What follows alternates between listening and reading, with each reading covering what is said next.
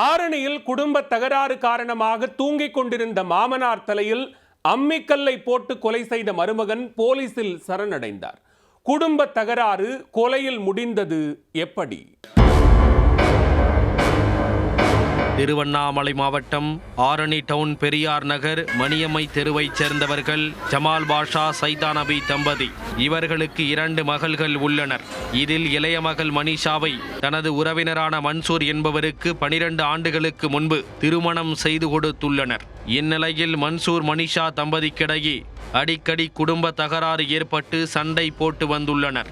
இதனால் மனிஷா அடிக்கடி கோபித்துக் கொண்டு தனது தாய் வீட்டிற்கு சென்று மீண்டும் ஓரிரு நாளில் திரும்புவதை வழக்கமாக கொண்டிருந்ததாக கூறப்படுகிறது.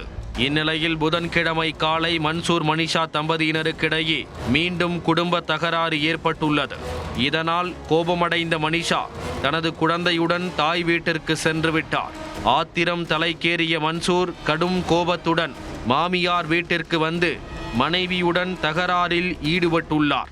அப்போது அனைத்து பிரச்சனைகளுக்கும் காரணம் தனது மாமனார் தான் என கூறியபடி வீட்டிற்குள் ஒரு அறையில் தூங்கிக் கொண்டிருந்த மாமனார் ஜமால் பாஷாவின் தலை மீது அம்மிக்கல்லை போட்டுள்ளார்.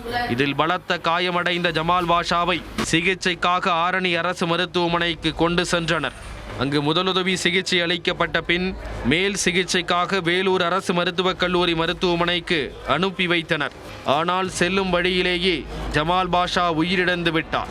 இதையடுத்து மன்சூர் ஆரணி டவுன் போலீசாரிடம் சென்று சரணடைந்தார். அவர் மீது கொலை வழக்கு பதிவு செய்த போலீசார் தொடர்ந்து விசாரித்து வருகின்றனர்.